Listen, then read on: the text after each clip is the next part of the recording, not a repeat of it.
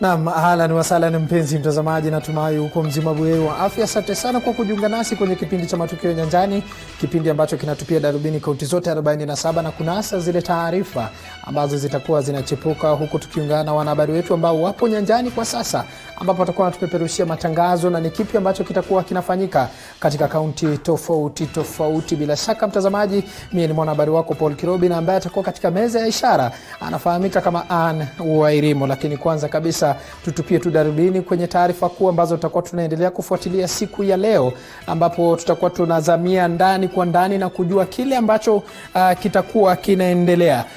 Kwanza kabisa, mashirika ya Their World pamoja na Livestream Impact itakuwa inazungumza na wanahabari kuhusu masomo ya mtoto mdogo. Kumbuka kutakuwa katika lugha ya Kiingereza wanasema kwamba pilot ambayo itakuwa inafanyika katika kaunti 4, mojawapo ikiwemo ni Nairobi, Makueni pamoja na Taita Taveta na kaunti nyingine moja ambayo itakufahamisha baadaye. Na kando na hili, taarifa ya kwanza ambayo tutakuwa tumeipa uzito kabisa kuhusiana masuala ya masomo ya mtoto mdogo ambayo nasema katika lugha ya Kiingereza ni ECD itakavyoendesha katika kaunti zifuatazo ikiwemo Nairobi. Vikao vya BBI vinatarajiwa kutamatika leo, huku Kipchumba Murkomen pamoja na James Orengo wakiwasilisha mapendekezo yao. Vikao vya BBI vinatarajiwa kutamatika leo, huku Kipchumba Murkomen na James Orengo wakiwasilisha mapendekezo yao. Kumbuka Kipchumba Murkomen amekuwa ni mfuasi wa naibu wa rais Daktari William Ruto, na kumbuka hili swala la BBI limekuwa likizua maswala kadha wa kadha. Kumbuka taarifa hii pia vile vile tutaipa uzito kabisa na kukufahamisha ni kipi ambacho kitakuwa kinajiri. Na kando na hayo, shirika la dunia la kuwalinda wanyama kuzindua ripoti ya kuorodhesha sera na sheria ili kuwalinda wanyama. Na kando na hayo, kwingineko ni kwamba wanafunzi katika chuo kikuu cha Nairobi walifanya maandamano jana jioni. Taarifa hii tutakuwa tunajua kiini ni kipi. Kumbuka si mara ya kwanza kwa wanafunzi wa chuo kikuu cha Nairobi kufanya maandamano, na tutakuwa tunakupa taarifa hii kwa kina zaidi, ambapo wanahabari wetu wamekita kambi, wameelekea katika chuo kikuu cha Nairobi na kutathmini je, kiini kilikuwa kipi kuhusiana na maandamano hayo ambayo yalishuhudiwa hiyo jana jioni. Hizi ni baadhi tu ya taarifa kuu ambazo tutakuwa tunaendelea kufuatilia kwa undani zaidi na kukujuza kile ambacho kitakuwa kinajiri. Lakini kwanza kabisa, mpenzi mtazamaji, kando na taarifa hizo kuu, wenyeji wa mtaa wa Nyakaba katika eneo la Juja kaunti ya Kiambu wamelalamikia ongezeko la mihadarati eneo hilo pamoja na pombe. Wenyeji hawa wanasema kuwa vijana wengi wamegeuka kuwa zuzu kufuatia matumizi ya dawa hizi, huku wakiashiria baadhi ya maafisa wa utawala kuzembea kazini na kuachilia biashara hizi haramu kufanyika peupe. Mwanahabari wetu Weru Mwangi na taarifa hiyo kwa kina.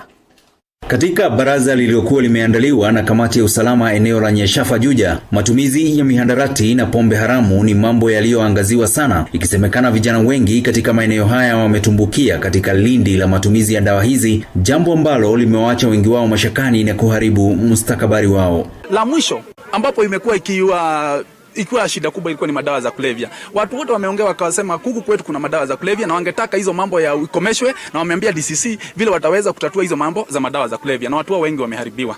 Naibu wa chifu eneo la Nyeshafa Mushui Mwirori akijipata pabaya baada ya umma kumkemea na kusema ni yeye anakula rushwa na kuruhusu maovu haya yote kufanyika, wengi wa wananchi waliohudhuria baraza hili wakitaka ahamishwe. Si mambo mengi ni yeye tu anafanya.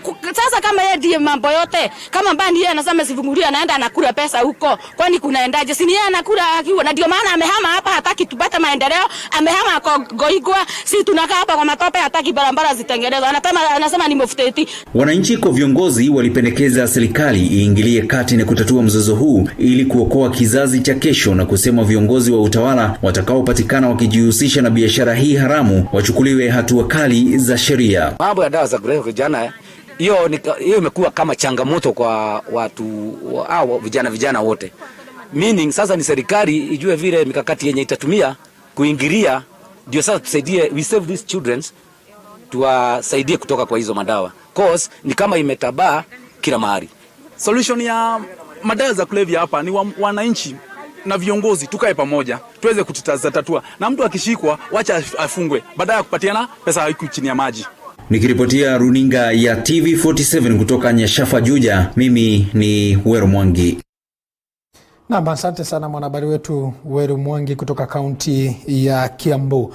Kwingineko ni kwamba vikao vya BBI ambavyo wajibu wake ulikuwa kukusanya maoni ya vikundi mbalimbali vinatarajiwa kutamatika hii leo hapa jijini Nairobi. Vikao hivyo ambavyo viling'oa nanga tarehe 5 Februari vimepokea mapendekezo kutoka kwa makundi kadhaa, ikiwemo wakilishi wa vijana, jamii ya wafugaji, madaktari, wizara ya afya kaunti ya Nairobi na muungano wa kutetea maslahi ya wafanyakazi KOTU, miongoni mwa vikundi vingine. Vikao hivi vilikuwa katika mapumziko ya siku 9 pale mwezi wa Februari ili kumwomboleza rais mstaafu Daniel Toroitich arap Moi.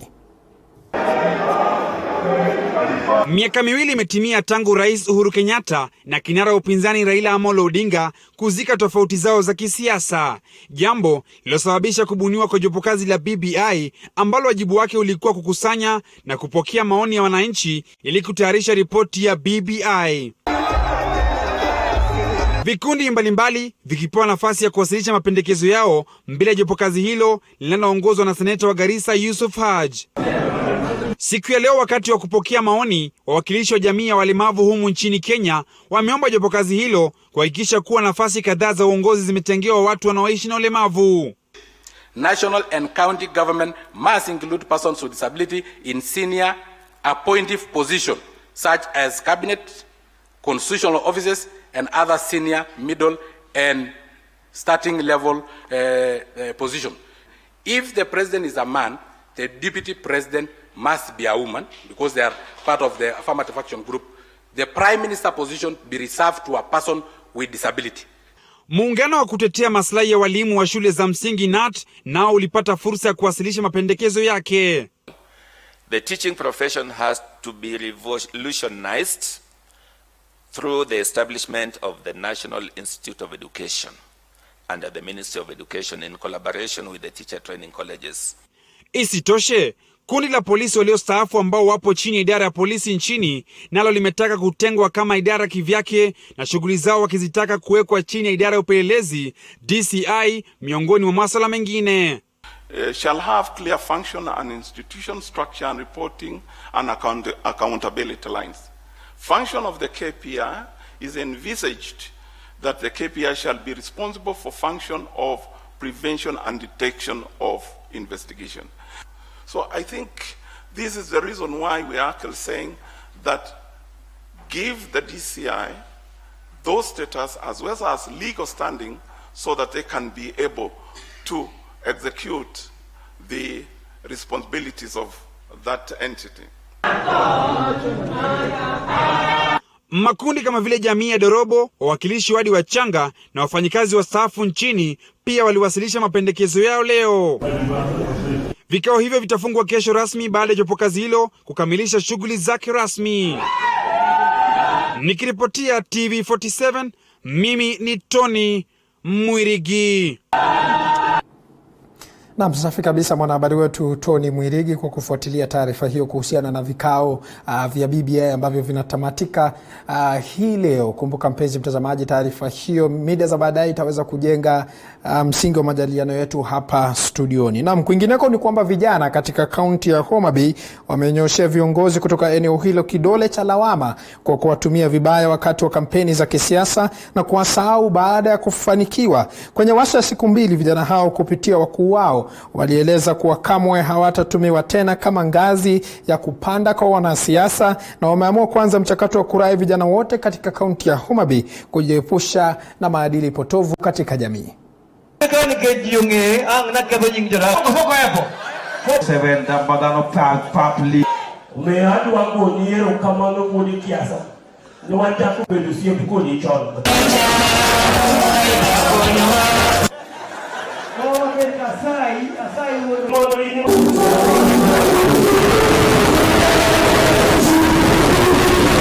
We want to erode the culture of handout, whereby we used to believe that it's only through handouts that you can really survive.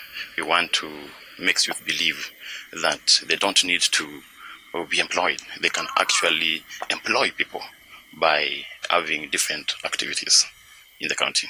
out. So what the youth need is only empowerment. They are empowered so that they believe that those activities actually can be a source of life. As youths, we need to come up and solve this problem.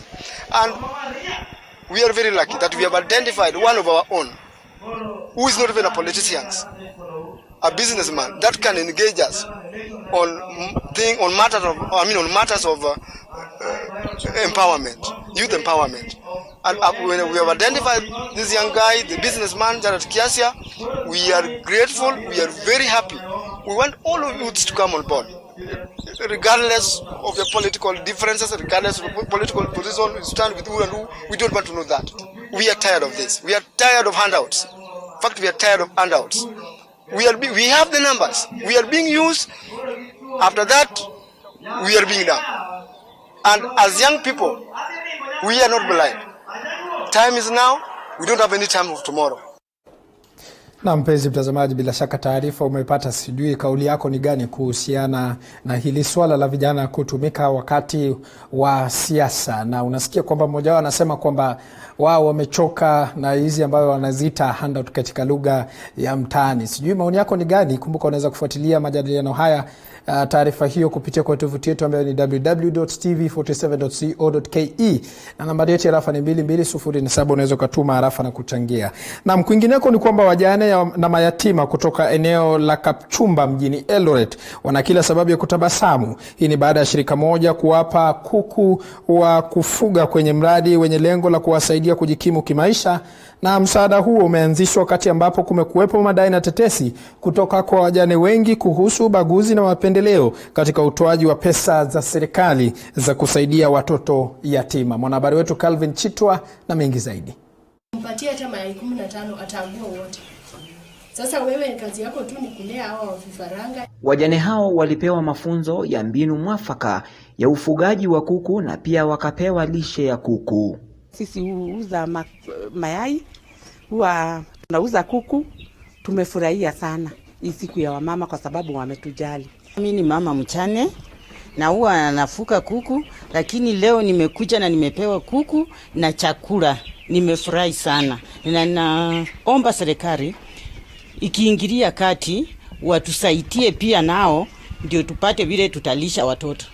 Tukiwa nyumbani tulikuwa saa zingine tunaweza kosa sabuni, tunaweza kosa chumvi, lakini tangu tuanze kufuga kuku tunaweza uza mayai, tunaweza uza kuku yenyewe na tupate jinsi ya kuendelea na maisha.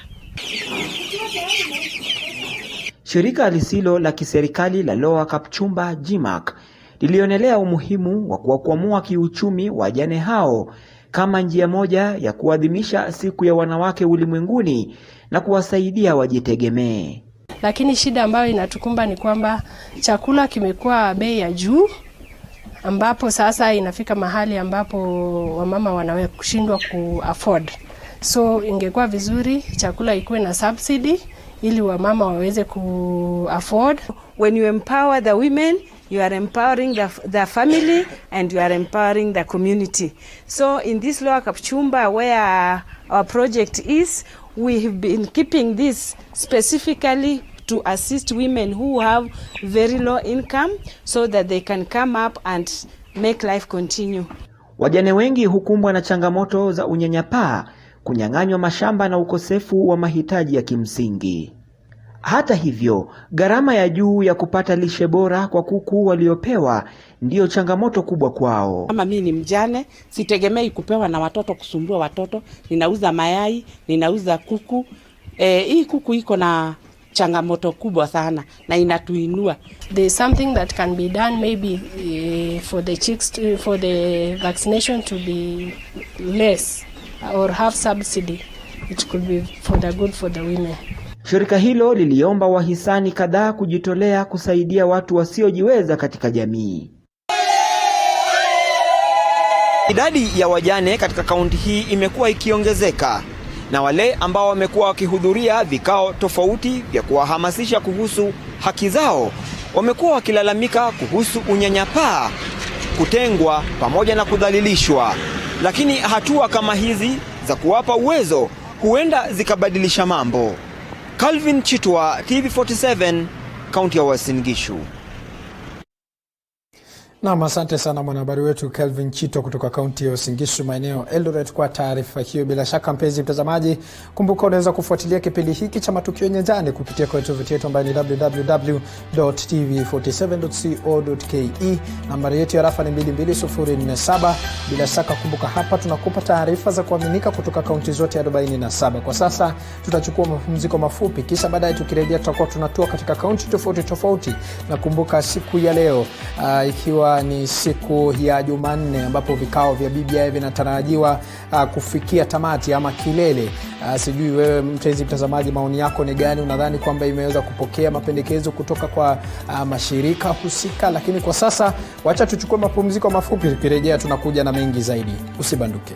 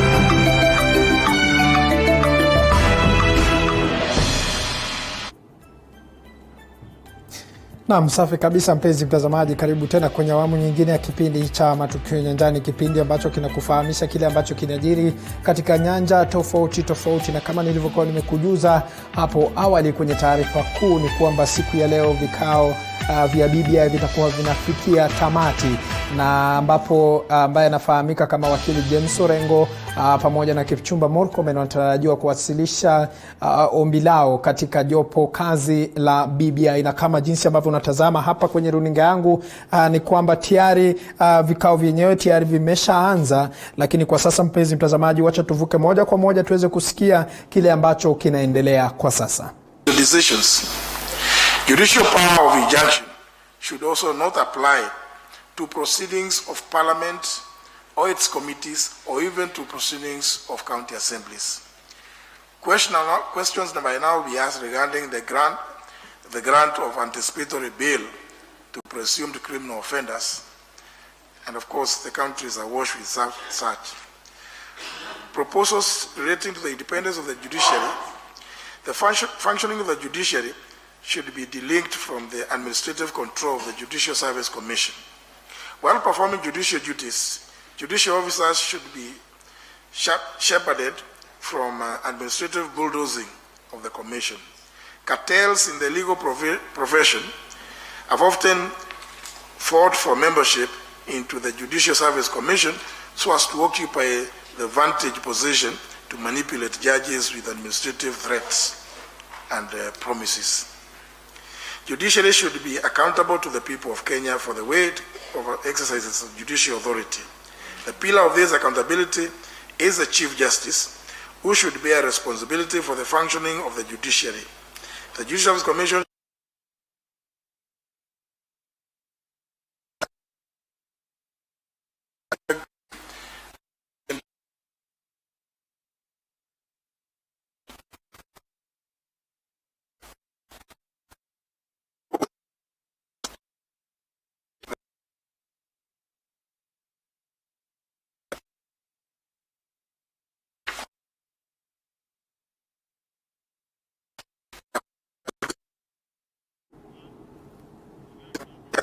Na mkunradhi mpenzi mtazamaji, taarifa hiyo tutakuperushia hapo mida za baadaye, lakini kwa sasa tuzidi kusonga mbele. Kumbuka siku ya leo kwenye taarifa hiyo ni kwamba vikao vya BBI vitakuwa vinafikia tamati, na sijui kama kweli imepokea mapendekezo kutoka kwa mashirika husika ambayo itajukumika katika kuhakikisha kwamba kila kitu kiko shwari katika taifa hili la Kenya. Na kwingineko ni kwamba waziri mkuu wa Sudan Abdalla Hamdok ameponea kuuawa katika shambulizi ambalo lilikuwa limepangwa ili kuhakikisha kifo chake. Hii ni baada ya kilipuzi kulipuliwa karibu na gari ambazo alikuwa akisafiria. Hamdok alikuwa akielekea katika mkutano wa baraza la mawaziri jijini Khartoum, lakini akalazimika kuenda mahali fiche. Mwanahabari wetu Salome Mururi na taarifa hiyo kwa kina. Afisi yake Abdalla Hamdok pamoja na familia yake imeshikilia kuwa waziri mkuu wa nchi ya Sudan yuko sawa salmin baada ya kuponewa kuuawa katika shambulizi ambalo lilikuwa limelenga magari anayoyatumia kusafiri. Hamdok alizamika kujificha mahali pasipojulikana. The Prime Minister was not injured. Neither was the group accompanying him, except one member of the entourage who was slightly injured in his shoulder as he fell off his motorbike. The Prime Minister is now completing his duties in his office. The security authorities have started their investigation into the incident and those behind it. Waziri mkuu huyo wa nchi ya Sudan alikuwa njiani akielekea katika mkutano wa baraza la mawaziri. Katika mitandao ya kijamii, Hamdok alielezea kuwa yumo salama na lazima wakati wa mabadiliko uendelee, licha ya baadhi ya watu kupuuzilia mwelekeo mpya kisiasa, licha ya kuwa hakuna aliyedai kutekeleza shambulizi hilo. Hamdok alichukua uongozi baada ya maandamano nchini Sudan za kutaka jeshi liwache kutawala nchi hiyo baada ya kung'atuliwa kwake Omar al-Bashir. Nchi hiyo kwa sasa inashuhudia hali ngumu ya maisha, huku asilimia 32 ya raia wa nchi hiyo wakiwa bila ajira. Salome Mwirore, TV47. Bila shaka mtazamaji, taarifa umeipata. Kwingineko mpenzi mtazamaji, kama nilivyokuwa nimekuarifu kuhusiana na vikao vya BBI ambavyo vinatarajiwa kukamilika hii leo, kwa sasa tutavuka moja kwa moja na tusikize kile ambacho kinaendelea kwa sasa. By the President with the approval, the Attorney General, the Chief Registrar shall be the Secretary as the case is today. Functions are remain the same. The Chairman, I have some final remarks on proposal relating to national security. The security of Kenyans is a critical determinant of the success and sustainability of our national development efforts. The provision of security is not the exclusive responsibility of our national security organs, but incorporates the complementary efforts of both the legislature and the judiciary. Kenya has been faced with an unconventional war of terror waged by non-state entities or non-state actors or enemies operating within and without our borders. The suffering meted out on Kenyans and the threat to the stability of our economy forced Kenya to deploy the defense forces for the very first time inside the territory of neighboring Somalia. The 1020 Constitution did not contemplate instances where recognized non-state groups and organizations militarily threaten Kenya's sovereignty, territorial integrity, and security through a clear command and control structure. And therefore, a constitutional lacuna exists on how the Republic should react to such threats. The scenario is more complicated where such threat uses the soil of a friendly country to mount attacks on Kenya. A review of the Constitution should provide for a guided declaration of war on such non-state aggressors in order to trigger requisite military response, including the mobilization of international allies to extinguish such threat. However, considering that such declaration may birth a war that goes on into perpetuity, any provision in the Constitution for a declaration of war with a non-state actor may require to outline how it affects the holding of a general election to forestall abuse by a person who may be intent on mischievously holding on to power under the guise of the existence of war. Mr. Chairman, because I think my time has ended, I will just hand over to you some of these other questions which I have posed, which I have an occasion to address in some rulings that I have made in recent times. But importantly, Mr. Chairman, the talk is about reviewing our Constitution. And my main concern is, unlike in 2000,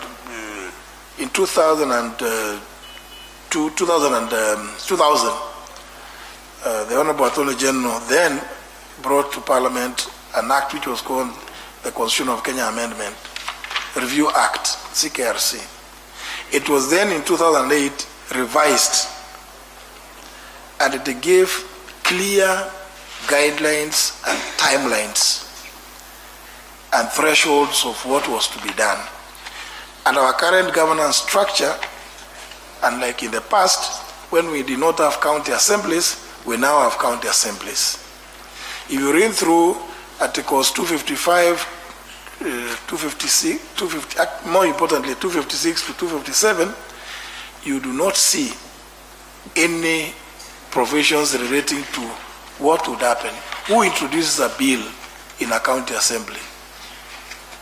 What happens after what is the threshold by which a county assembly is supposed to pass a constitutional amendment bill? Contrary to what was there in the CKRC Act.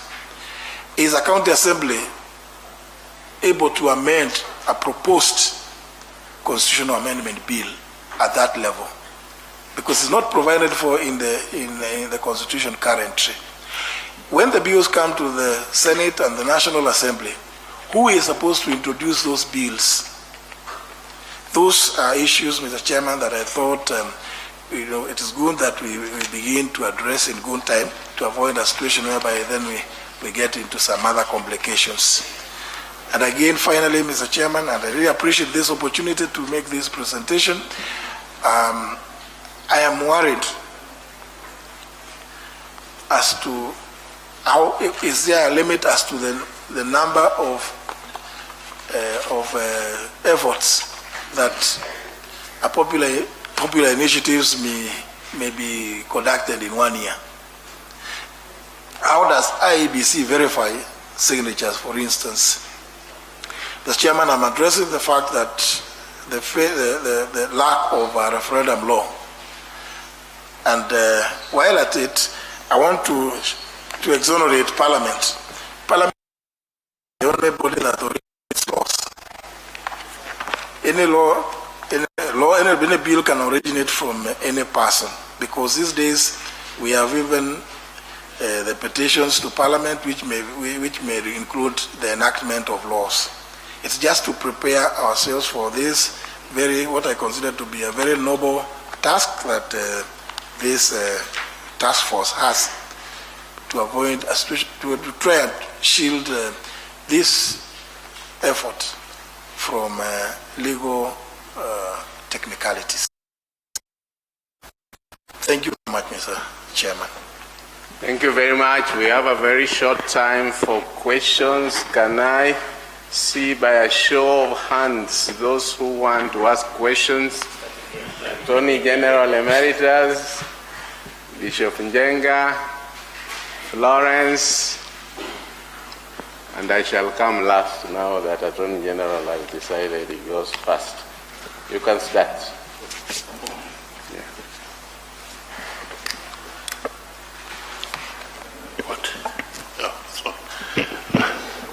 Mr. Speaker, sir,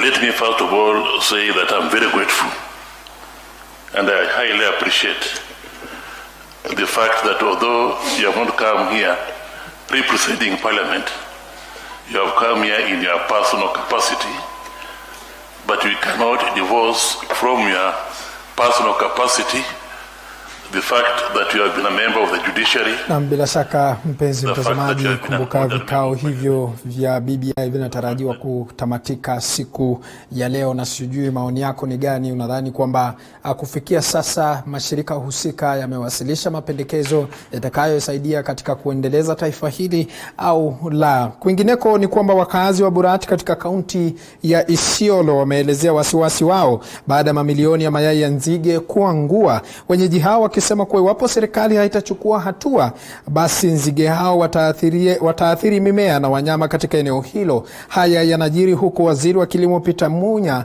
akitarajiwa kuidhinisha ndege ambazo zitatumiwa katika kukabiliana na nzige hapa nchini.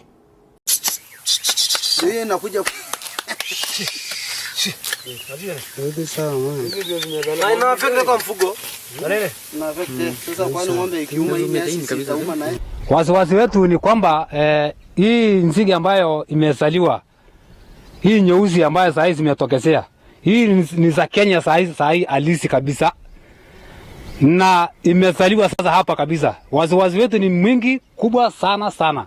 Mifugo yetu saa hizi ni kama hatuna nyasi kabisa, ni kwa sababu mamilioni ya locust imezaliwa hapa. Hiyo kitu imesana kabisa. Sasa kutoka juzi mpaka jana, yani kutoka hii wiki, hii kitu ilikuja nyeusi kama makaa. Tena inatembea kama chura kidogo kabisa. Sasa ile tumeona ni ile hatari kabisa, ni hii imezaliwa.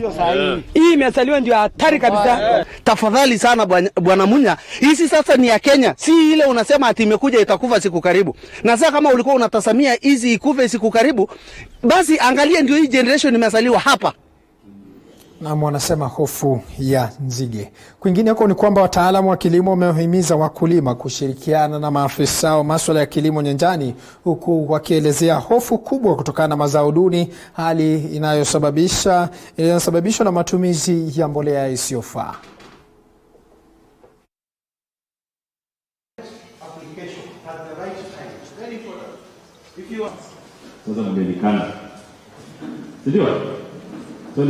We've got good lessons that we shall endure our crops and protect them up to the end. The biggest issue is soil acidity, and we have fertilizers really aimed at counteracting the soil acidity, but more so not acidifying the soils. We have been working on that formulation to see which is the best fertilizer formulation that can give us the best yield. So I've learned quite a lot from. Naam, tukizidi kupeperuka ni kwamba kinara wa chama cha Ford Kenya Moses Wetangula ameomba serikali ya Kenya kuwapa wafanyabiashara wadogo bima itakayo wawezesha kukabiliana na virusi vya corona. Wetangula amesema kwamba ugonjwa huo umezuilia wengi kusafiri nchini Uchina kutokana na hofu ya ugonjwa huo. Akihutubia waandishi wa habari nyumbani kwake na Miembe eneo bunge la Kandui, Wetangula ameomba Rais Uhuru Kenyatta kuzingatia wafanyabiashara wakati na wadogo, taifa likitarajia kusoma bajeti ya mwaka 2020 na 2021. Now that Kenyans of low level, small traders, middle level traders and high-end traders cannot travel to China to get their wares because most of them don't trade online. They do it physically by taking flights to Guangzhou largely to bring products for sale. I want to urge President Uhuru that as we go through this budget cycle, an austerity measure be taken to cushion most of these small traders from possible collapse and bankruptcies. Wetangula anataja kuwa ugonjwa wa korona huenda ukaathiri pakubwa huduma wa usafiri wa ndege, ikizingatiwa kwamba mataifa mengi barani yanatumia ndege za Kenya Airways. The airline, although it has not been doing well, but it has been heavily dependent on the eastern routes. Flights to Bangkok, to China, and so on are the most active Kenya Airways flights.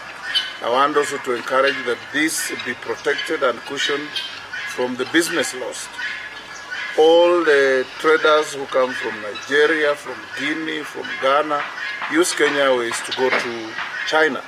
Now there are no more. The airline is likely to lay off its workers. Nipe nikupe ya mchakato mzima wa BBI ukipaniwa kufanya kikao cha mwisho wiki hii. Wetangula ameomba uweupe katika shughuli nzima ya kukusanya maoni ya Wakenya na kufikia ile BBI iliyozinduliwa Bomas na Rais Uhuru Kenyatta. We want to see now a roadmap. How those views that have been collected and collated will be now turned into an enrichment of the Bomas draft that was released some couple of months back. We also want to see the Haji-led team roll out a roadmap on how and when and where the next steps will be taken to realize what they have been doing for the last 2 years or so. Kando na hayo, Wetangula ameomba kikosi kizima kinachoendesha shughuli nzima ya maridhiano yakiongozwa na mwenyekiti Joseph Haji kushika usukani dhabiti pasipo na kuhusisha wanasiasa wanaojitafutia vyeo kutokana na marekebisho ya katiba. Wanje Sostin, TV47, Bungoma. Asante sana mwanahabari wetu Sostin Wanji kwa taarifa hiyo. Kwingineko tukivuka hadi viwanjani ni kwamba msambulizi wa klabu cha Leicester City Jamie Vardy alifunga bao lake la kwanza mwaka 2020 baada ya kuwasaidia Leicester kuwashinda Aston Villa magoli 4-0 jana usiku kwenye mechi ya ligi kuu nchini Uingereza.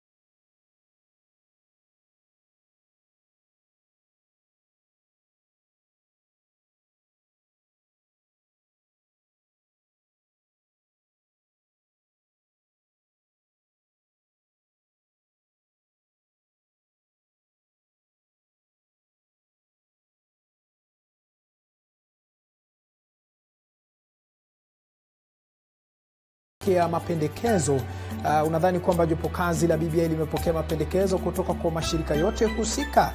Unadhani kwamba jopo kazi la BBI limepokea mapendekezo kutoka kwa mashirika yote husika? Kumbuka unaweza kufuatilia majadiliano kupitia kwenye hashtag yetu Matukio Nyanjani @paukirobi @TV47KE, na bila shaka nitakuwa nasoma zile ujumbe ambazo utakuwa unatuma pale kwenye mtandao wetu wa Twitter. Tukirejea nitakuwa na wageni hapa studioni ambapo tutakuwa tunachanganua kwa undani zaidi na kujua iwapo jopo hili la BBI limepokea mapendekezo kutoka kwa mashirika yote husika. Kwa sasa tutachukua mapumziko mafupi, usibanduke.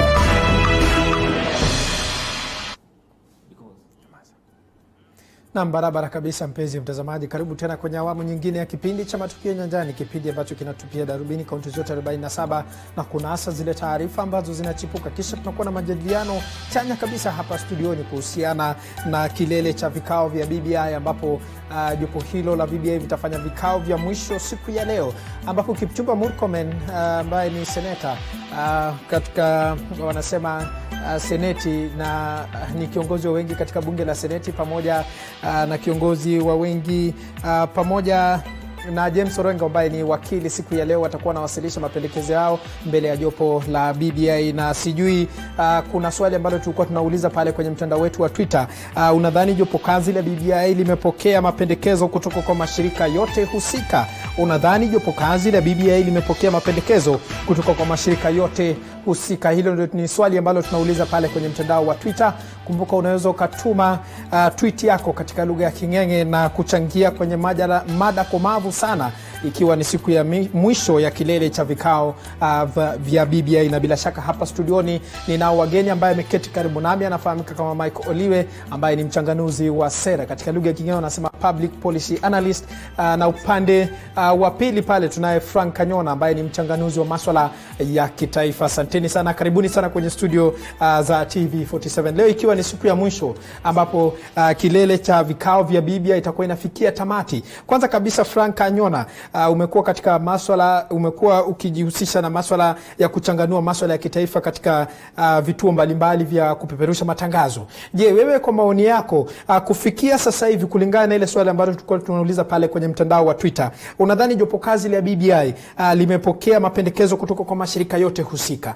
Na sasa hivi tukisema kwamba leo tumeshafunga vikao kama jinsi ambavyo pale ilikuwa imeratibiwa, tuko sawa sisi kama taifa ama bado hatuko sawa? Kusema kweli, rafiki yangu Kirobi, mtazamo wangu ni kwamba tuko katika hali hatari, na hatari hii imeletwa na program hii ambayo inaitwa BBI, kwa sababu kwa maoni yangu kibinafsi ni kwamba Wakenya wako na shida nyingi zaidi, lakini shida hizi hazijazingatiwa. Shida kama ipi haijazingatiwa? Shida kama ya nzige ambayo bado inaendelea kutusumbua pale. Na ukiona hata katika vikao hivi vya BBI hakuna hata kiongozi mmoja ambaye anasema kwamba kuna shida hapa na tunafaa tuitatue. Shida kama ya uchumi, familia za kifahari, utagundua kwamba hawaelewi kinachoendelea katika ground. Kwa kimombo wanasema kwa ground vitu ni tofauti. Uchumi wa Kenya saa hii kwa mwananchi wa kawaida ni imekuwa hali ngumu zaidi. Lakini utagundua kwamba viongozi hawa wanaongea kuhusu kutengeneza viti, jinsi ya kuleta kabila fulani na kabila fulani tu pamoja, na hapo ndipo ambapo shida zetu zilianzia. Tusipozi address hizi shida za kwa mfano ukabila, na mimi nataka niseme kwa runinga hivi, mimi natoka katika jamii ya Kikisii, wa Kisii, na nilimwona Mheshimiwa Onyonka weekend wakati tulikuwa matanga nyumbani, akiambia jamii yetu kwamba tunafaa sasa tuungane, tumchague, tuungane na tumfuate Bwana Matiang'i. Na sisi kama vijana wa Kisii tunaambia wazazi wetu na watu wetu kwamba wasikubali, kwa for lack of a better word, upuzi kama huo. Mchague mtu sio kwa ajili anatoka kwa jamii yako, lakini kwa ajili tunajua atatengeneza uchumi, ataimarisha security, usalama, na atasaidia mwananchi wa kawaida aimarike. Tusianze kuweka vitu katika msingi wa kikabila. Na hata ukiangalia hii BBI saizi imetenga watu wa mrengo fulani. Kama tulikuwa tunasema kwamba tunataka handshake, lazima tujiulize hii handshake, is it genuine? Wakati tunasema kwamba hii ni BBI, lakini BBI yenyewe itakuwa ni ya mtu fulani na mtu fulani na mtu fulani. Ukumbuke kwamba wale ambao wanaenda kwa hizi mikutano na wananyima viti pia ni Wakenya. Na hata wakati hao majamaa wa BBI wanakusanya maoni ya watu tofauti tofauti, tusijibane katika mawazo ya kuwachukua viongozi peke yao kupeana maoni. Hawa viongozi ndio walitupotosha kwa mara ya kwanza wakati 20 referendum iliyopita. Utagundua kwamba viongozi kama Kinorengo hata wako wanajua kwamba kiti cha seneti ni kiti kidogo sana. Utagundua wale wote ambao waliandika constitution ya last time ndio walikimbia wote katika Senate kwa sababu walikuwa wanadhani Senate itakuwa superior kushinda governor. Kwa ufupi ninachosema ni kwamba hawa watu hawaelewi kile ambacho wanakifanya. And the earlier wa Kenya watagundua kwamba tumepeana uongozi katika mikono mibaya, hapo ndio tutaanza kusuluhisha matatizo yetu. Hapo tutaanza kulalamika. Na bwana Michael Oliver umemsikia vizuri bwana Frank Anyona kugusia kwamba na kusema kwamba kwa sasa kilele cha BBI, kilele cha vikao vya BBI kufikia tamati ni kama haijagusia masuala muhimu kabisa, masuala chanya ambayo yangestahili kuangaziwa, ikiwemo swala la nzige kuathiri taifa hili. Kwanza kabisa kabla hujaenda kwenye hilo swali, unadhani kwamba jopo kazi la BBI limepokea mapendekezo kutoka kwa mashirika yanayohusika? Asante sana bwana Paul. Kwanza naamini ya kwamba mtu yoyote ambaye alikuwa na maoni ya kupeana alipewa nafasi ya kutoa hayo maoni. Na kama kuna mtu yoyote ambaye alinyimwa hiyo nafasi angesema hatungesikia. Lakini nataka kusema hivi. Nataka tuanzie na historia ya BBI. Kwa hiyo unaunga mkono kilele cha BBI kutamatika leo? Kabisa. Wacha tuanze na historia ya BBI ili sababu sasa tuko kwa runinga, kuna watu wengi ambao wanafuata hii mjadala. Tulikuwa na uchaguzi mkuu 2017. General election. Results ya hiyo general election ilikuwa disputed. Ilipingwa. NASA waliipinga na wakaenda Supreme Court. Supreme Court nullified hiyo election and ordered IEBC kufanya uchaguzi ingine, repeat presidential election. NASA boycotted that election kwa sababu walisema the ground was uneven, the ground was not even. So Jubilee went ahead and the repeat elections were held. Lakini tulikuwa na tension mingi sana Kenya after that election. Hata tulianza kusikia mambo ya secession. Parts of the country seceding from the other part. And there were even boycott of goods. Sasa hii tension, something had to be done about it. Ndio sababu sasa tarehe 9 mwezi wa 3 2018 Uhuru na Raila walikaa chini na wakafanya handshake. Sasa handshake ni nini? From a policy perspective, handshake ni ceasefire. Walisalimiana kuonyesha kwamba sasa tumalize hii vita baridi. Probably we can call it cold war or even hot war.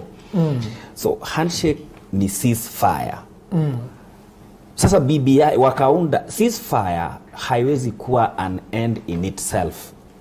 A ceasefire can only be a means to an end. Okay?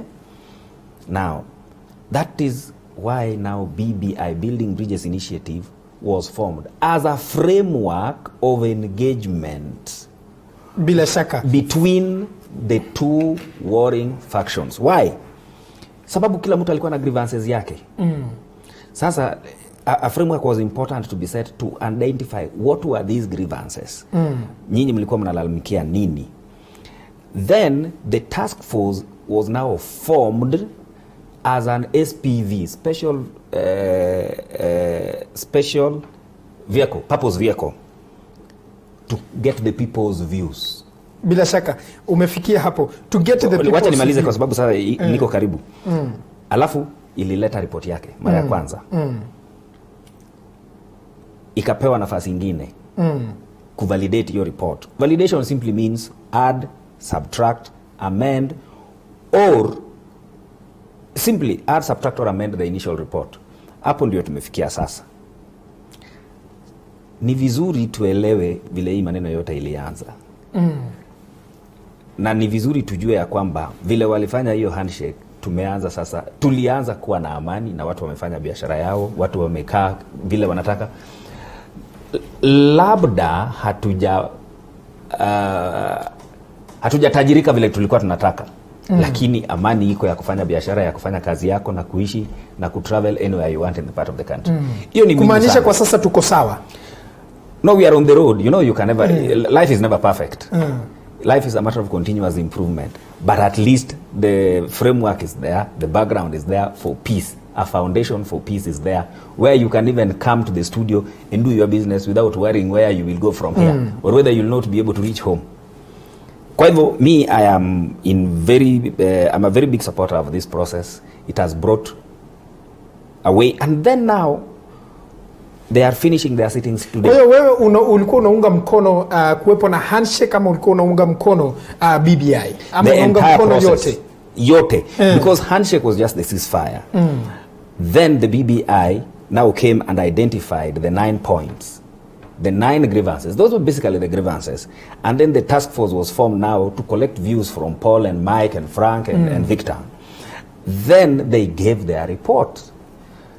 Now, if during their first hearing, Paul and Mike and Victor gave their views and Frank refused, you can't force him. If in the second sitting, now Frank gives his views, I give mine, Victor gives, and Paul refuses to give, we can't force you. It is an open forum. Ndio sababu najua, you know me, even my views have reached there through other organizations. The procedure was very simple. You write that you intend to appear before them, because they were hearing many people. Then they tell you, okay, Paul Kirovi, you will appear before us on such and such a date. They give you the date, the venue and the time, kwa sababu kuna watu wengi na unaenda na unasema mambo yako yote.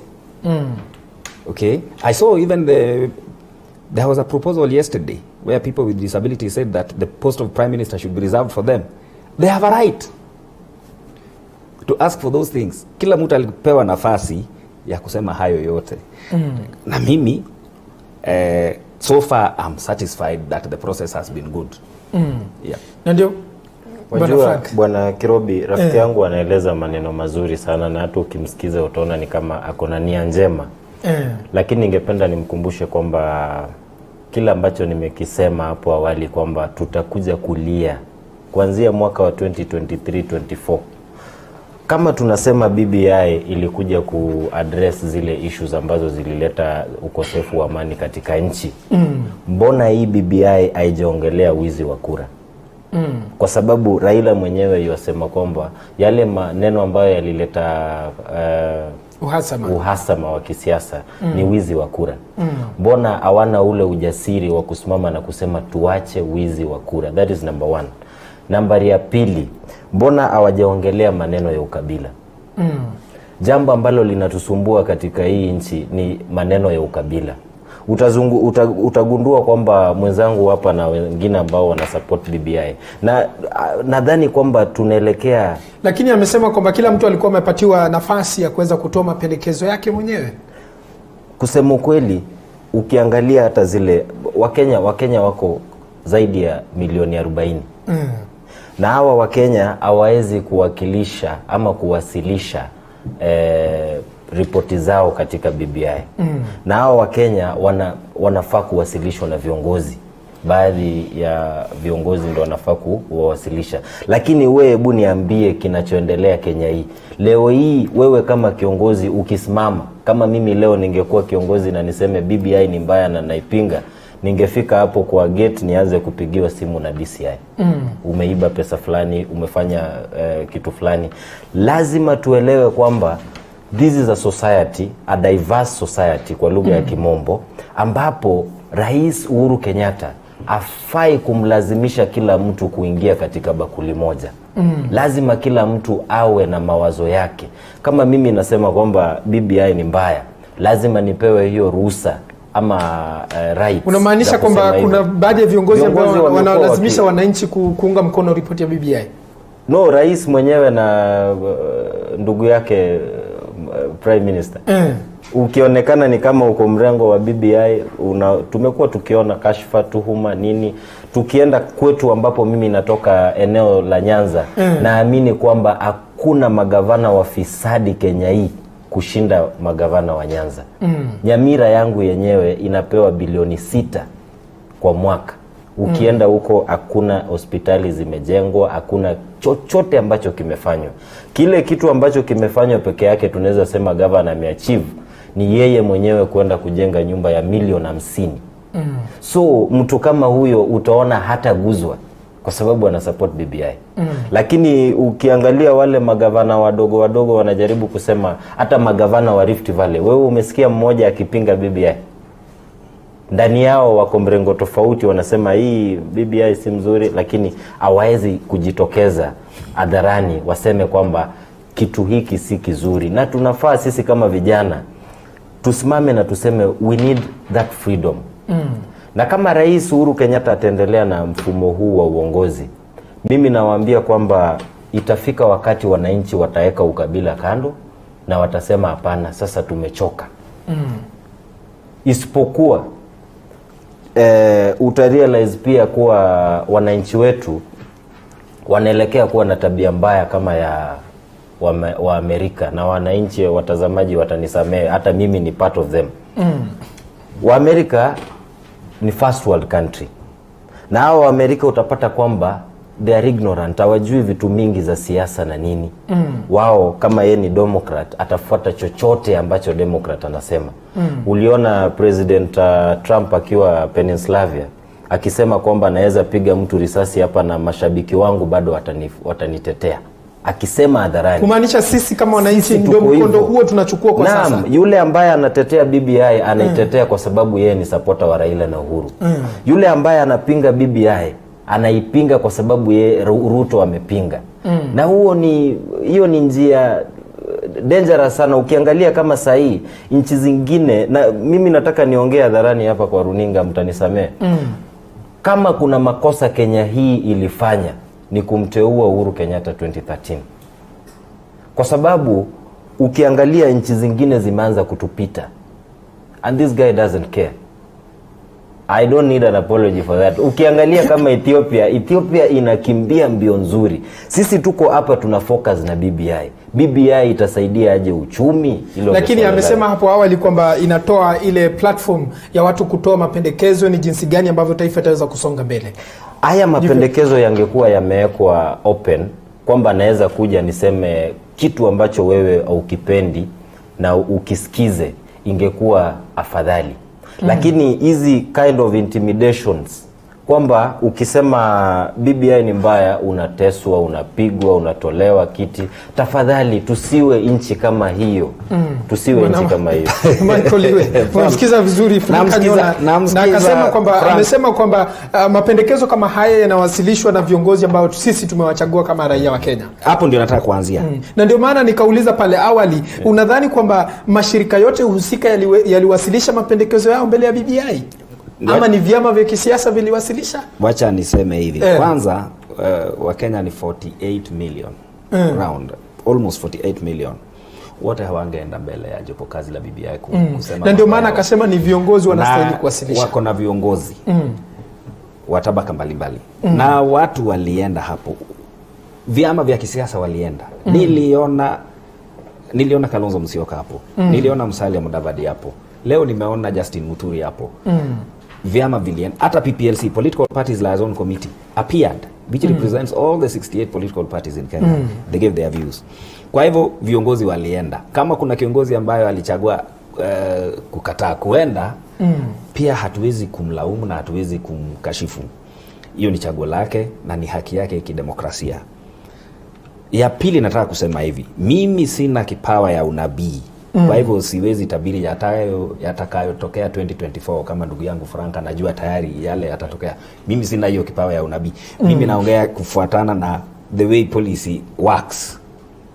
Naweza predict from where I sit, ya kwamba venye tumeanza na venye tumefuata tunaona penye itaenda. Swali itakuwa hivi. Every policy goes through 3 stages. Policy formulation, implementation, and then evaluation. Naam, shikilia hapo kwa sasa, tuko implementation valuation. Hatujafika hapo. Tuko valuation. Shikilia hapo. Na mpenzi mtazamaji, kwa sasa tutachukua mapumziko mafupi, lakini tukirejea tunarejea na mjadala wetu. Kumbuka nambari yetu ya rafa ni 22047 na pale kwenye mtandao wa Twitter ni @TV47KE #Matukio Nyanjani, na bila shaka nitasoma zile ujumbe ambazo zitakuwa zinaingia. Usiende mbali.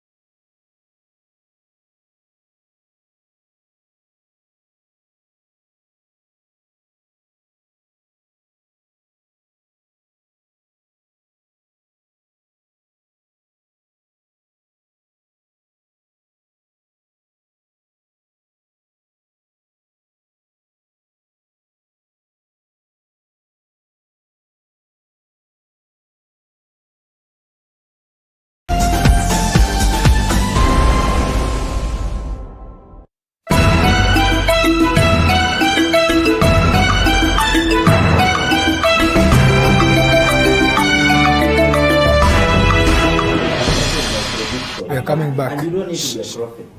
Na barabara kabisa, mpenzi mtazamaji, karibu tena kwenye awamu nyingine ya kipindi cha Matukio Nyanjani, kipindi ambacho kinatupia darubini taarifa zinazochipuka na kisha tunakuwa na majadiliano chanya kabisa hapa katika studio zetu. Kumbuka matangazo haya yanakujia moja kwa moja kutoka katika jiji la Nairobi. Kwa sasa tutavuka hadi katika kaunti ya Nakuru, ambapo mji wa Nakuru ukiwa ni mojawapo ya miji iliyo na umaarufu katika nchi ya Kenya, ambapo viongozi wamekuwa wakifanya kila jitihada kuona kuwa mji huu umepata hadhi ya kuwa jiji. Kwa sasa tutaungana naye mwanahabari wetu Chichi Josephine kutoka kaunti ya Nakuru. Na tukiachana na hayo, taarifa hiyo tutakufahamisha hapo mida za baadaye, ni kwamba wakazi wa eneo bunge la Saboti katika kaunti ya Trans Nzoia wameendeleza lalama zao dhidi ya ukosefu wa huduma muhimu zinazotokana na ukosefu wa makao makuu ya kaunti hiyo ndogo eneo hilo. Mwanahabari wetu Boniface Baraza anatujuza mengi zaidi. Kwa mujibu wa Luke Naibei, mmojawapo wa wakazi wa eneo hilo, wenyeji wa Saboti hulazimika kusafiri mwendo mrefu hadi mjini Kitale katika kusaka huduma muhimu za serikali, na endapo ujenzi wa makao makuu ya kaunti hiyo ndogo yatajengwa eneo hilo, itawapa afueni wenyeji. Baadhi ya wananchi katika Saboti tuliweza kumake petition ambayo ilienda mpaka kwa Waziri Matiang'i. Vile vile tukaongea na ndugu yetu ambaye ni regional commissioner wetu Bwana Natembea, kwamba pia hapa region ya Saboti waweze kupata ofisi ya DCC. Na kuna mambo mengi ambayo ofisi ya DCC inaweza kuja nayo. Haya, hata recruitment ya vijana ambayo mambo ya prison, mambo ya jeshi, mambo ya polisi, tutakuwa tunachukua makurutu katika sehemu ile ya sub-county ya Saboti, jinsi ambavyo other sub-counties katika Trans Nzoia County wanafanya. Utagundua kwamba hiyo uchaguzi ya makurutu inafanyika hapa town, na hapa town is for everyone. So unaona kwamba wale watu wa chini kule Saboti wanaendelea kudhulumiwa kwa sababu hawapati ile fursa ya kuweza kuchaguliwa fairly, kwa sababu there are so many people in town. Awali palikuwepo na mikakati iliyohusisha wakuu wa usalama eneo hilo pamoja na mbunge Caleb Amisi kutenzua kitumbua hicho, ila wenyeji hao wameshikilia kuwa jitihada hizo hazijazaa matunda. Jinsi ambavyo tulikubaliana kwamba ofisi ingeenda hapo kabla mwaka huu uanze. Na nimepata tetezi tu kwamba kuna mambo ambayo inaendelea kwamba ofisi itoke pale Teachers Plaza ipelekwe katika county headquarters ambapo hapo ni ofisi ya county commission. That is a distance of less than a kilometer, less than 200 meters kutoka mahali iko saizi. So tutakuwa tuna solve nothing, will be still have those challenges. Kuna vitu hapo yote katika Saboti ambayo tunapoweka hapo Saboti Center itatusaidia mambo mengi sana. Jinsi ambavyo tulikubaliana ni vizuri kwamba tuweze kutii hivi. Ila kwa upande wake naibu kamishna wa kaunti hiyo ndogo Abdullahi Khalifa amesema kwamba vikao vya baraza na wakazi wa eneo hilo kuhusiana na swala hilo vinaendelea nyanjani ili kutoa mwanga. Kando na hayo, wenyeji hao wamelalamikia kasi inayotumika katika kutatua utata unaokumba shamba la Soronso na kumtaka waziri wa ardhi Farida Karonei kuingilia kati ili kutatua swala hilo na kuwezesha wenyeji kurejelea maisha yao ya kawaida. 400 million ilikuwa inunua shamba mbadala ambao watu wangepewa tangu last year September. Those are the resolution ambayo ilipitishwa katika parliamentary committee ya lands. Mheshimiwa Bogose was there, Caleb Amisi was there, Mheshimiwa Mogozu and elders kutoka kwa hizo mashamba over 50 tulikuwa na wao katika parliament boardroom and we agreed. So what we are saying ni kwamba tunataka kwamba watu wetu wote katika Saboti constituency ambayo is a cosmopolitan region, tuhakikishe kwamba every community to feel part and parcel ya constituency yetu. We are all equal. Boniface Barasa, TV47, eneo bunge la Saboti kwenye kaunti Trans Nzoia. Na asante sana mwanahabari wetu Boniface Baraza kutoka kaunti ya Trans Nzoia. Kwingineko ni kwamba wazee wa Gikuyu walifanya tambiko ya kutakasa sehemu ya shamba ambalo lilitumika katika siku ya kale kufanyia maombi ya tambiko kwa jamii ya Gikuyu. Kulingana na wazee hawa, sehemu hiyo ilikuwa ikitumika katika wakati wa Gikuyu na Mumbi Mungu walipopokewa Mkuruweni wa Nyagathanga katika kaunti ya Murang'a. Kulingana na wazee hawa, sehemu hii ya ardhi ni maana muno katika jamii ya Gikuyu na inafaa kulindwa ili kuhifadhi historia.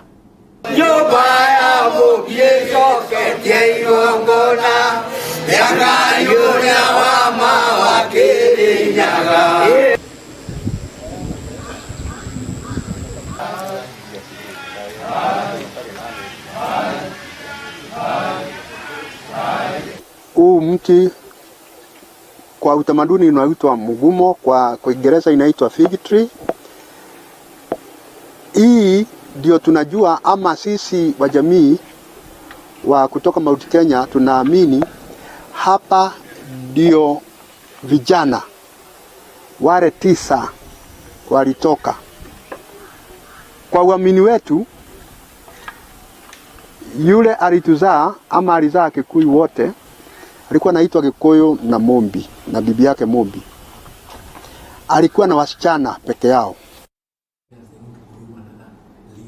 Naam, tukiachana hayo ni kwamba baraza la vyombo vya habari nchini Media Council litawapa upya vibali wanahabari kutoka maeneo ya Elgeyo Marakwet, Uasin Gishu na Nandi mjini Eldoret kwenye shughuli inayolenga kuwaondoa matapeli katika taaluma ya wanahabari. Shughuli hiyo itafanyika siku nzima katika afisi za idara ya serikali kuu ya habari mjini Eldoret. Kwa sasa tuungane naye mwanahabari wetu Calvin Chitwa atujuze mengi zaidi. Na kutoka kaunti ya Uasin Gishu hii leo katika makao makuu ya idara ya habari ya serikali, tunatarajia maafisa kutoka baraza la vyombo vya habari nchini Media Council of Kenya kuweza kuandikisha wanahabari upya katika makao haya. Na baadhi ya wale ambao wameweza kufika hapa ni wanahabari kutoka kaunti ya Kericho. Na kwa sasa naungana na afisa mkuu wa idara hii katika kaunti ya Uasin Gishu, Luka Cherono, aweze kutuelezea labda mipango iko vipi siku ya leo. Asante sana Chitwa. Kwanza vile ulivyosema ni kwamba tunatarajia maafisa kutoka Media Council, na leo wanafanya accreditation ya waandishi wa habari kutoka Elgeyo Marakwet, Nandi, Uasin Gishu County, na pia kuna waandishi ambao wametoka Kericho wangeenda Narok lakini wakaonelea afadhali wakuje sehemu hii ya Uasin Gishu. Kitu ya kwanza ambacho tutahitaji kutoka kwa Media Council ni kwamba tungetaka wafanya accreditation kwa journalists, waandishi wa habari ambao ni wa ukweli. Na kuna waandishi ambao tumeona hapa, idadi kubwa ya waandishi wametoka maeneo ya mbali. Iwapo shughuli hii ilikuwa inalenga waandishi katika maeneo ya Elgeyo Marakwet, Uasin Gishu na Nandi, lakini kuna wale ambao wameweza kutoka Kericho. Je, huduma hizi labda ziweze kuelekezwa mashinani kufikia wengi? Kweli kabisa Chitwa, tunaona kwamba mtu kusafiri kutoka Kericho kuja hadi Uasin Gishu ama kutoka Kericho kwenda hadi Narok ni mbali na ni gharama ya juu. Kwa hivyo watu wa Media Council wangefanya hima at least waende karibu na wanahabari, kwa kuwa hiyo ndiyo shughuli yao. Wao wanatakiwa kusajili waandishi wa habari, and they should do that. It's a service from them. Na ya pili ni kwamba MCK wanalipwa na employers ama wanalipwa na employers wa journalists ama journalists wenyewe wanalipa. Kwa hivyo ni huduma ambayo inatakiwa kufika katika mashinani karibu na mahali ambao wanaishi wako. Kama North Rift, tungechukuliwa watu wa Elgeyo Marakwet, Uasin Gishu, Nandi. Kisha kesho pengine waende Trans Nzoia na ichukue watu wa West Pokot na pengine Turkana, ingawa Turkana pia ni mbali. Kericho wangeenda at least Kericho na pengine Narok. At least ikuwe karibu. Isikuwe tu ni kwamba sasa wao wanaona convenience yao badala ya kuona convenience ya waandishi wa habari. Pia ni kitu ya muhimu wajue kwamba kuna waandishi ambao hawalipi vizuri. Kwa hivyo kwao kusafiri hadi pengine distance kama hiyo ni gharama kubwa sana. The young journalists who are not well paid, they're still getting very low salaries, very low remuneration, na kutravel kutoka distance kama Kericho kuja hapa ni mbali sana. Na kumekuwa na swala kuhusu mafunzo kwa wanahabari. Kuna baada ya kutoka kwa taasisi mbalimbali hawapati mafunzo tena zaidi kuhusu taaluma hizi. Je, swala hili ama pendekezo lako kuhusu swala hili ni lipi? Katika karne hii ambapo waandishi wa habari, mimi ningeona kwamba imefika wakati ambapo waandishi wa habari wajaribu kuspecialize. kwamba kama wewe ni mwandishi wa habari, jaribu kuchukulia laini moja, kama ni mambo ya health, kama ni mambo ya environment. Naam, safi kabisa mpenzi mtazamaji. Tukiachana hayo, ni kwamba mji wa Nakuru ukiwa ni mojawapo ya miji iliyo na umaarufu katika nchi ya Kenya, ambapo viongozi wamekuwa wakifanya kila jitihada kuona kuwa mji huo umepata hadhi ya kuwa jiji kuu. Kwa sasa tutaungana naye mwanahabari wetu Chichi Josephine kutoka kaunti ya Nakuru atujuze mengi zaidi.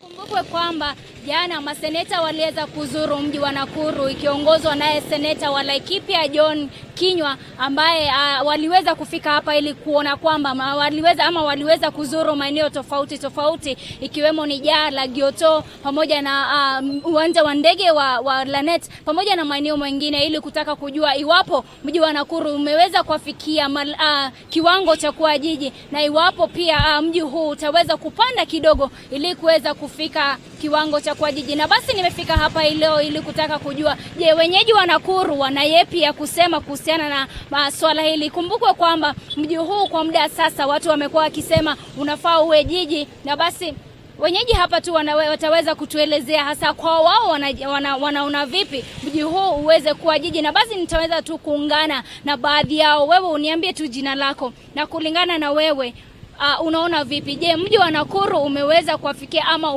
utapata hadhi ya kuwa jiji? Jina langu ni Charles Majengo. Ninaweza kusema hivi kama mwananchi wa Nakuru, mji wa Nakuru kwa sahihi haustahili kukua jiji, kwa sababu tukiangalia kwamba kuna uhaba wa kazi, na ikiwa jiji tunaona kwamba ushuru utapanda sana, ambapo vijana wetu wengi hawana kazi, wamama hawana ujira, wazee tena pia. So tunaona tena hata security yetu hijaimarika vizuri, barabara hamna, hazijatengenezwa vizuri, umeme pia haijamarika vizuri sana. So kwa hivyo tunaomba ya kwamba serikali ijaribu kufanya jambo la ziada, ione ya kwamba biashara yetu imeimarika chini, mwananchi wa kawaida anaweza kupata chakula, kwa sababu unaona ya kwamba mji wa Nakuru kwa watu kuweka chakula kwa meza imekuwa ni shida, kibarua imekuwa ni ngumu, kazi imekuwa ni ngumu, biashara zetu haziimariki sana, kwa sababu unapata kwamba kila mtu anafanya biashara, kampuni mingi, viwanda vingi hapa Nakuru zimefunga. So ningeomba ya kwamba viwanda zile tulizokuwa nazo kama zingeweza kufunguka ingekuwa vizuri, ndio mji wetu uweze kupanda. Lakini kama viwanda vyetu vingali katika hali ile, tuna uhaba, ambapo unamaanisha kwamba hatujakomaa bado. Tutakuwa na mambo mengi Nakuru. Ni vizuri, mimi nakubali ikuwe mji.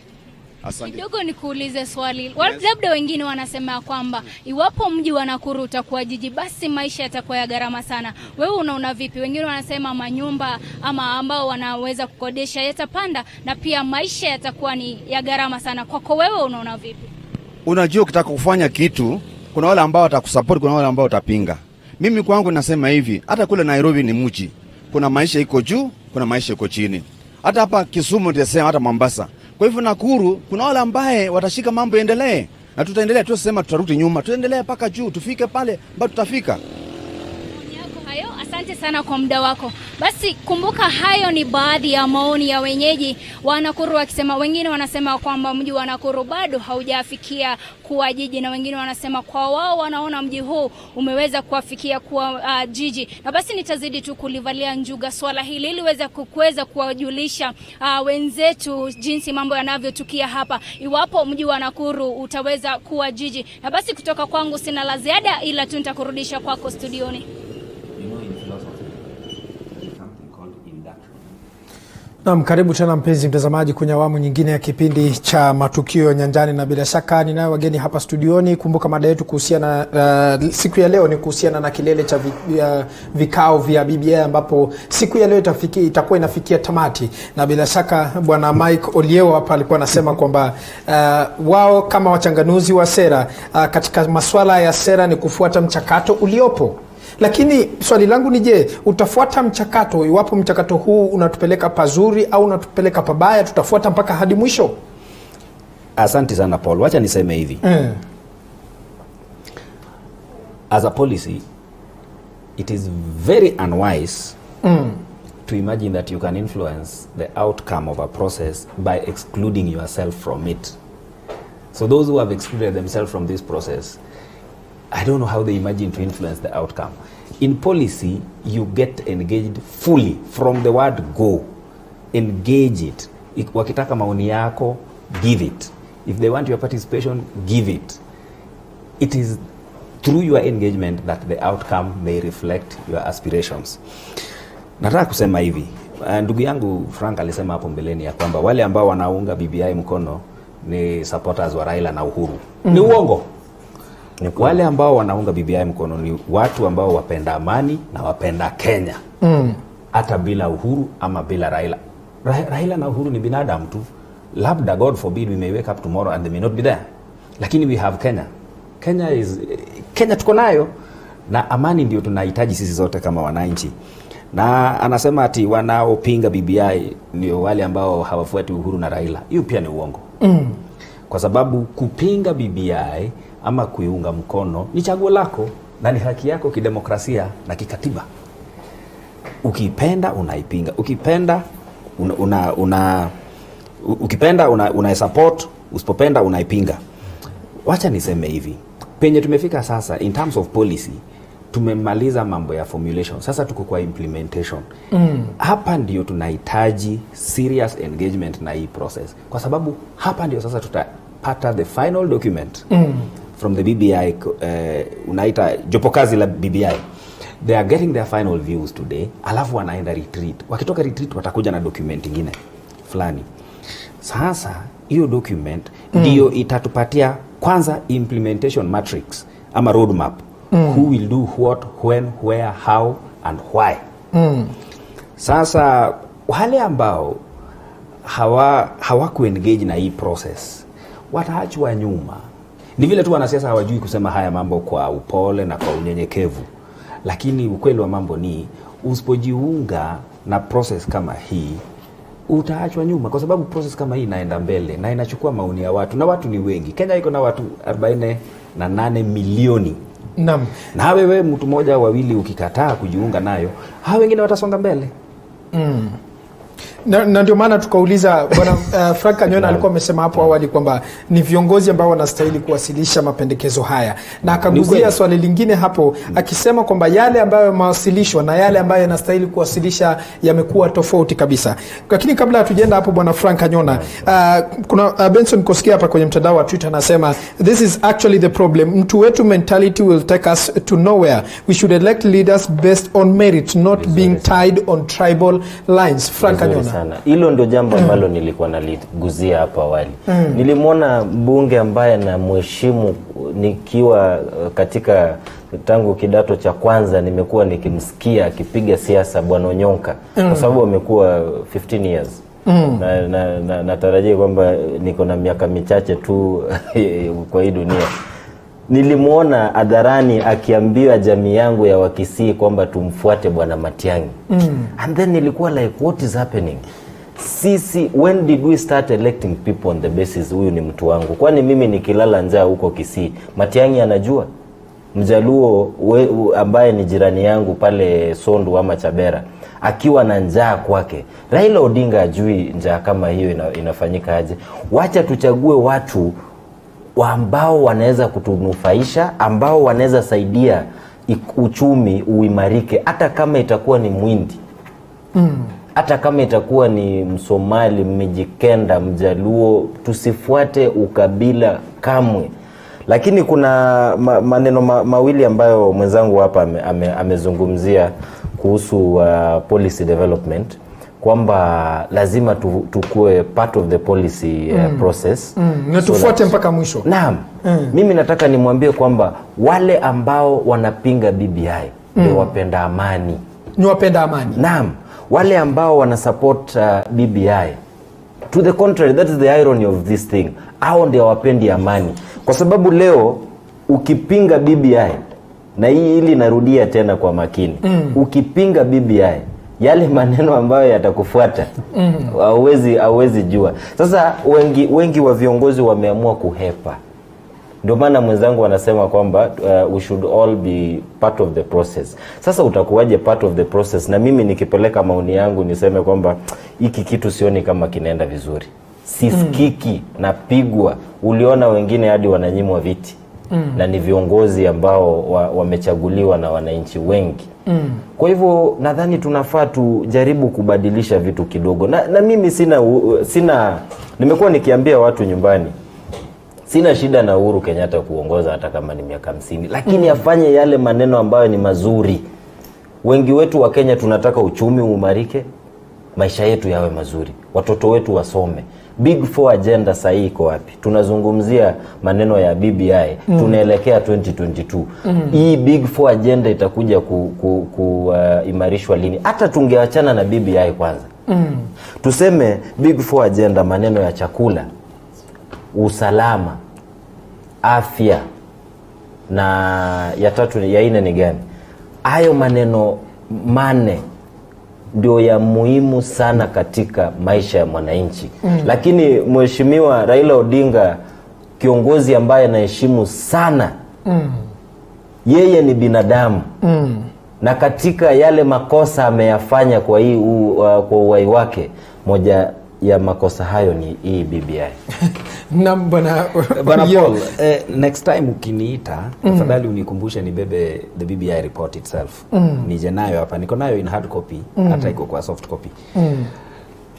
Kuna a chapter dedicated to shared prosperity that addresses issues to do with employment, that addresses issues to do with the economy, manufacturing, all those things that we need to talk about to jumpstart the economy. There's a whole chapter in that report. I wish I had carried it here.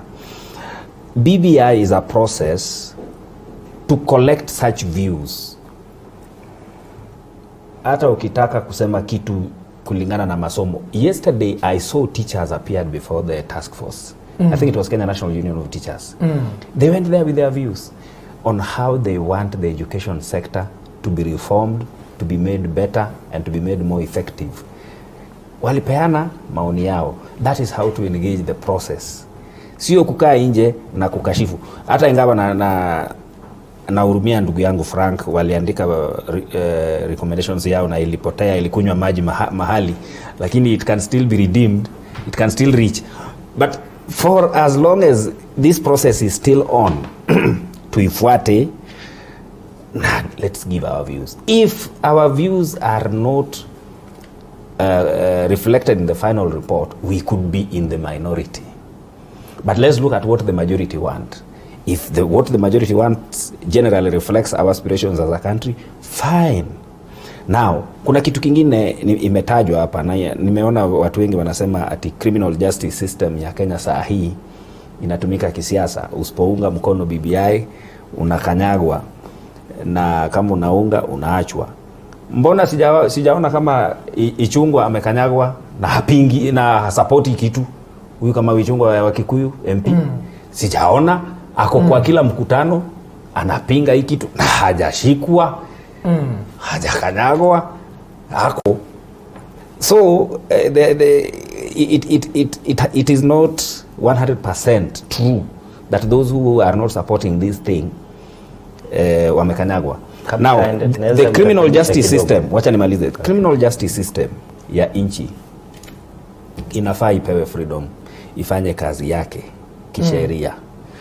Tusingoje ya kwamba criminal justice system ikifanya kazi sasa tunataka kusema ya kwamba mara inashika watu fulani na inawacha watu fulani.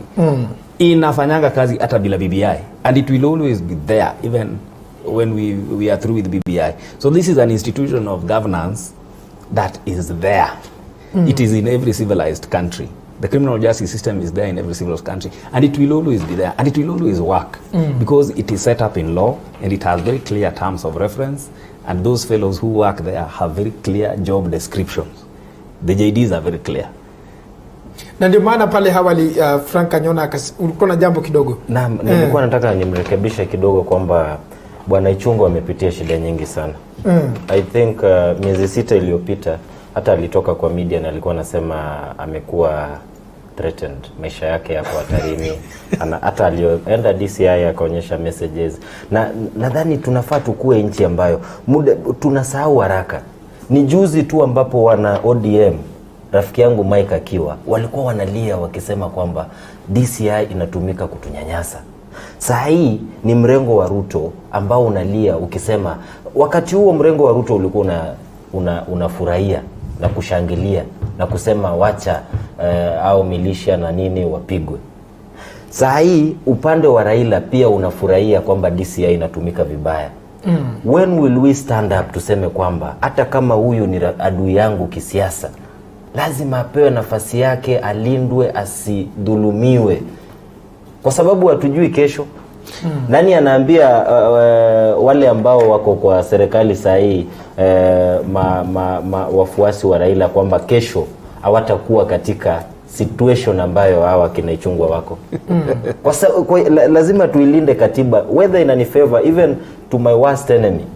Lazima tujitokeze hadharani tuseme, enyewe huyu ni adui wangu wa kisiasa, lakini wacha kumwandama kwa sababu amesema hii na hii. Let us be fair. Wakati mwingine huwa anasema kwamba sijui kama ni handlers wa mzee prime minister wanakuwa wabaya, but him alone amesimama mara mingi kwa hii mikutano ya BBI, and that one I must give credit.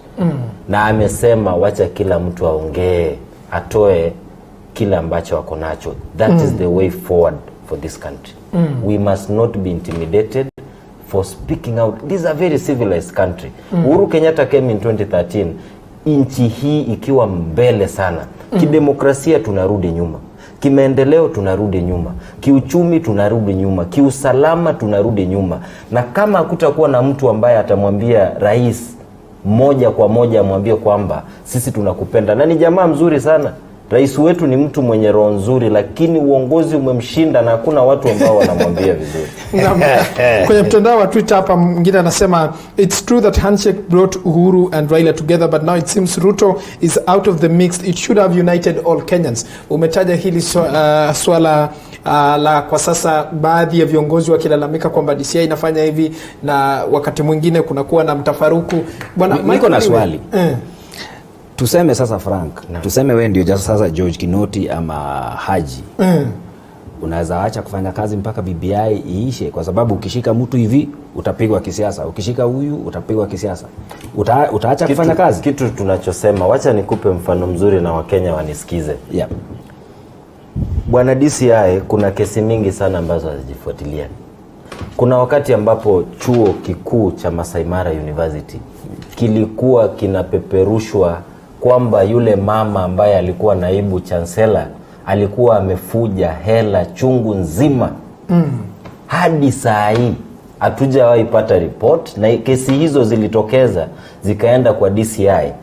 Watu ambao walijitolea kusema wakaweka maisha yao kwa hali ya hatari, wakapeleka ushahidi DCI. Sasa DCI vile vita ambavyo anapigana ni vya kisiasa peke yake. Na tuseme ukweli, kuna watu wengi sana ambao, kuna corruption mingi sana ambayo mtu anajitokeza anaenda DCI anasema nimegundua kuna hii na hii. Vitu kama hizo hatuzisikii.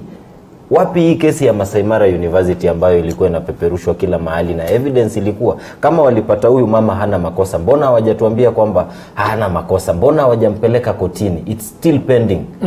Sasa saa hii wanatuambia kwamba wanafanya kazi yao, hali ile kazi ambayo sisi hatujatuma DCI kuanza kuangaisha magavana na maseneta. Hata kama ni kuangaisha, let us be fair to one another. Let us be. Kesho nikimalizia, kesho tusisahau kwamba sisi ni binadamu na tujue kesho utajipata katika hiyo kiti cha ugavana, na kama utakuwa katika mrengo wa upinzani hautafurahia ukifuatwa kwa sababu umetoa maoni yako ambayo hayakinzani ama yaambatani na serikali. Jana, jambo la mwisho tu kumalizia.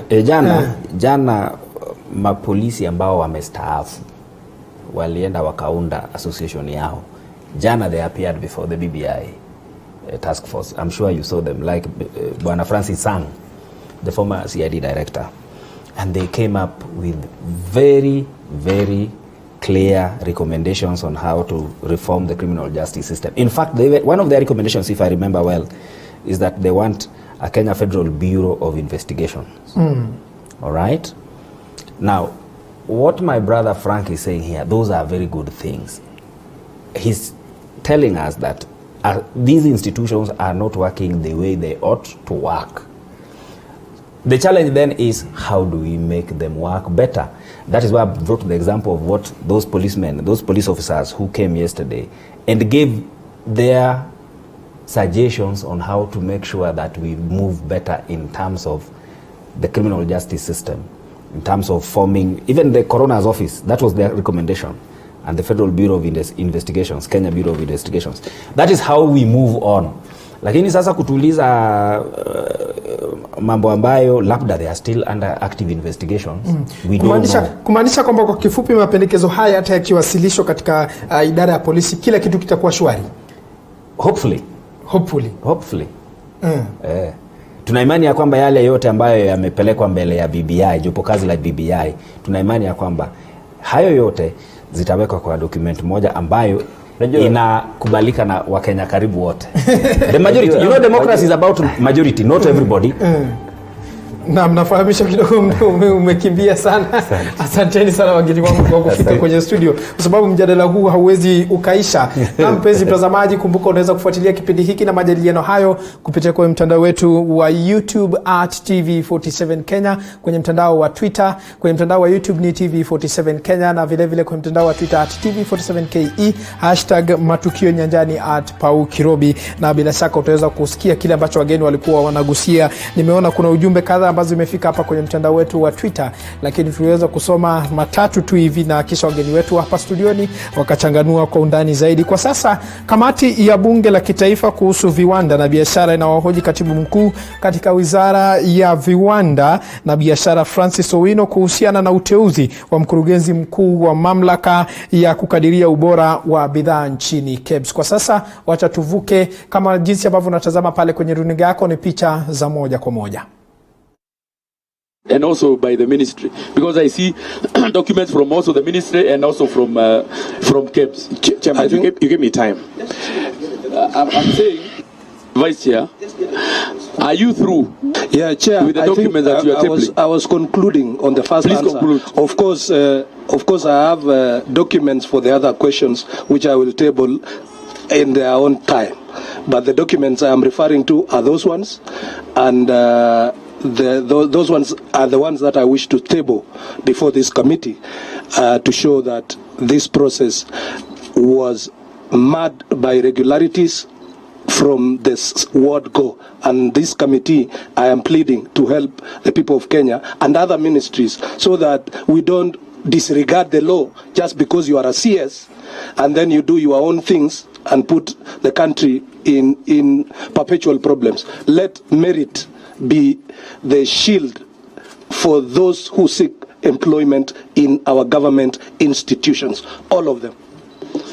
Chair. Point of order. There is a point of order here first of all. Dr. Udo. Now, the CS is also put in the committee in a very awkward position. In Annex 1, the one he calls Annex 1, and I raised this matter much earlier, and I thought he would respond. We do not have the totality of the documents, and I want to raise it again for record purposes, and probably just follow up the same issue. There seems to be either a scheme to conceal material information, or it's a case of negligence on their side, or because it's what I've said there, and I want to repeat again, we only have the report from African Management Solutions Limited. We have no report from the Standards Council or a letter recommendation to the CS. We have no any further communication. And you see, in light of what has been presented here, it is possible for us to conclude the attached report by African Management Solutions Limited is either forgery or redacted. Because if you look at this report, what you have been presented to us, signed by the Chair of the Standards Council, dated 28 August 2019. Again, the scores are completely at variance. Unless you are telling us there were two levels of interviews, where the first level of interview returned different results, They went for supplementary exam, let me use the word. Then they scored different results. So which is the genuine or authentic results that were used as the basis to recruit the new MD? In support, on the same aspect, Chair, through you, Chair, I believe the CS, who also happens to be my senior in the profession, also knows that every document, for it to be authentic, must be owned by signing. The document Annexa 1 doesn't seem to have or to bear any signature. So this document, I think it would be safe to say it's in the wrong place.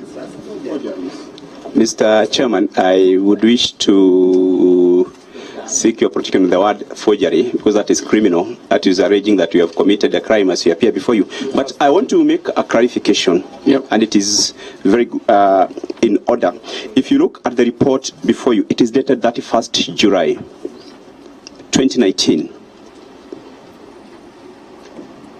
There were two reports, there were two levels of interview. One by the board and another one by the consultant. AMSO was the consultant. Which came first? Chair, which came first? Give us the chronology. This for the 1st of July 2019. Because the other, I'm not sure about. I'm here to authenticate the document submitted by Honorable Hilary Kosgei. I've not seen it. And Chair, I don't know. Let him first of all prosecute his case. I will also give you an opportunity, please. So I was saying I have not seen the document by Honorable Kosgei so that we can authenticate it as a ministry. I have not seen it. I've just heard it. He has tabled it. I have not even seen it. So as a ministry, I cannot make comment on that. I have not seen it. But Chair, again on the same line, show us all the documentation. That's why I'm asking, why was it convenient on the side of the ministry to avoid attaching the letter of recommendation from the Standards Council to the CS? Why is it conveniently excluded in the bundle of our documents referred to as Annex 1? CS. I want to believe it is a document we can table. CS. Order, Dr. Udo. Of course, the communication between KEBS with the ministry, definitely there was a document. Where is that document? Chairman, it is the document. It is a document they are saying they cannot present because there is a court order. Oh no, you're out of order. You're out of order. The question is directed to the CS, and please, Corinne, don't attempt to help them. No. Given time, where is that document? I'm saying given time, I can be able to get that document. Because it's a simple document to get. We can get it. No, order. It is ordered because it can even be an email from the office.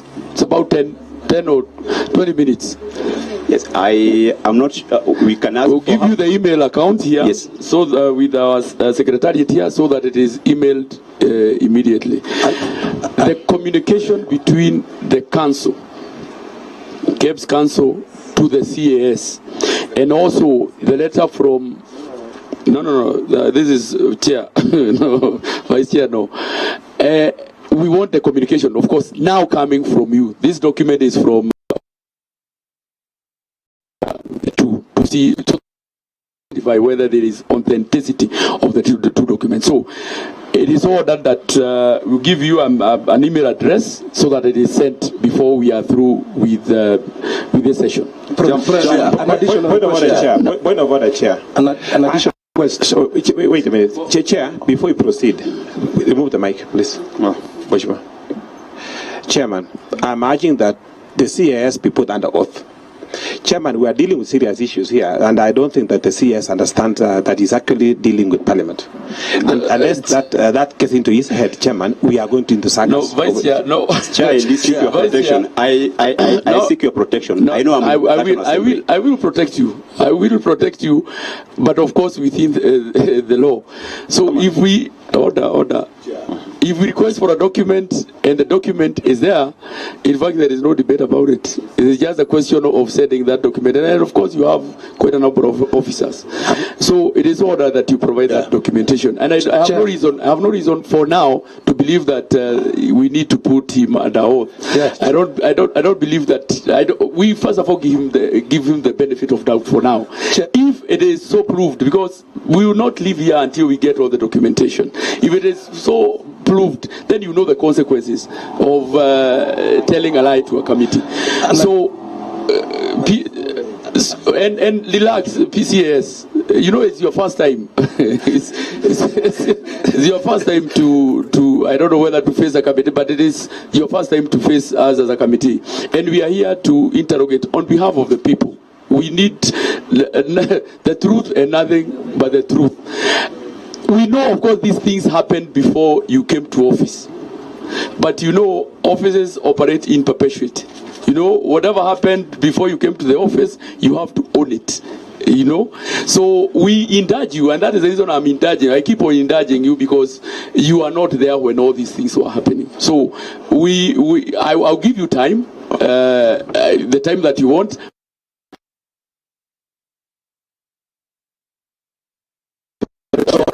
I want to give Honorable Bunyasi. It's really very brief on my part. Yeah. Can we give a chance to Honorable Kosgei to table all the regard to that question? Can he go on record and say now he has given the committee all of the documents? Because it's through